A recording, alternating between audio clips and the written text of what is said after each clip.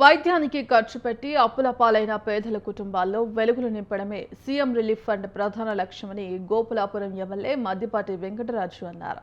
తూర్పుగోదావరి జిల్లా దేవరపల్లి గోపులాపురం మండలంలోని పలు గ్రామాల్లో 7 లక్షల విలువైన సీఎం రిలీఫ్ ఫండ్ చెక్కులను లబ్ధిదారులకు ఎమ్మెల్యే మద్దిపాటి పంపిణీ చేశారు. రాష్ట్రం ఆర్థిక సంక్షోభంలో ఉన్నప్పటికీ పేదల పట్ల ప్రత్యేక శ్రద్ధను చంద్రబాబు ప్రభుత్వం చూపిస్తుందన్నారు. పేద మధ్యతరగతి కుటుంబాలకు భరోసాను భద్రతను రాష్ట్ర ప్రభుత్వం కల్పిస్తోందని మద్దిపాటి చెప్పారు. కుటుంబ సభ్యుల ఆరోగ్యం కోసం సర్వం ఖర్చు పెట్టి నిస్సహాయాలుగా ఉన్న వారికి సీఎం రిలీఫ్ ఫండ్ ఒక సంజీవిగా పనిచేస్తుందన్నారు.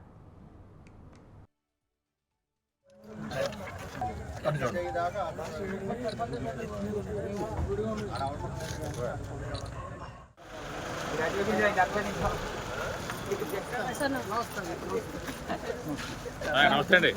నమస్తే.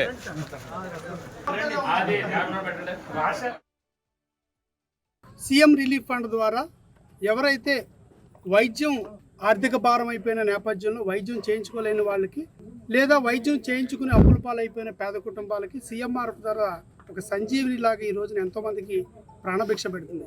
శ్రీ నారా చంద్రబాబు నాయుడు గారి ఆయన యొక్క చొరవతో ఒక రకంగా ఆర్థికంగా వెసులుబాటు లేని సందర్భం ఉన్నప్పటికీ ఈ రాష్ట్రాన్ని ఆర్థిక సంక్షోభంలో ఉన్నప్పటికీ కూడా పేద ప్రజల పట్ల వాళ్ళ వైద్యం పట్ల వాళ్ళ ఆరోగ్యాల పట్ల వాళ్ళ ప్రాణాల పట్ల ఆయన ఇచ్చే అత్యంత విలువ ఏంటంటే సీఎంఆర్ఎఫ్ చెక్ అనేది ఒక ప్రధాన నిదర్శనం. కేవలం ఈ ఒక్కరోజు మన దేవరపల్లి మండలంలో 7 పంచాయతీల్లో దాదాపు 11 కుటుంబాలకి 7,45,000 రూపాయలు ఆర్థిక సాయాన్ని మన చెక్కుల రూపాన్ని అందించడం జరుగుతుంది. అదేవిధంగా గతంలో కూడా ఈ మండలంలో అనేక మందికి ఏదైతే కిడ్నీ ట్రాన్స్ప్లాంటేషన్ కావచ్చు, లివర్ ట్రాన్స్ప్లాంటేషన్ కావచ్చు, చాలామందికి ప్రాణాపాయ స్థితిలో ఉన్న వాళ్ళకి ఆపరేషన్లు చేసి 24 గంటల లోపే ఎల్ఓసీలు ఇచ్చి వాళ్ళ ప్రాణాలు కాపాడడం కావచ్చు, ఇలాగా అనేక రూపంలో సీఎంఆర్ఎఫ్ రిలీఫ్ ద్వారా ఈ రోజున పేద మధ్యతరగతి కుటుంబాలకి ఒక భరోసాని భద్రతని కల్పిస్తుంది, జీవిత భద్రతని.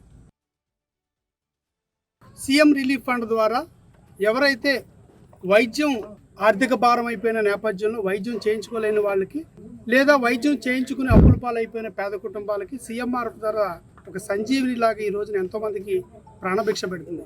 శ్రీ నారా చంద్రబాబు నాయుడు గారి ఆయన యొక్క చొరవతో ఒక రకంగా ఆర్థికంగా వెసులుబాటు లేని సందర్భం ఉన్నప్పటికీ ఈ రాష్ట్రాన్ని ఆర్థిక సంక్షోభంలో ఉన్నప్పటికీ కూడా పేద ప్రజల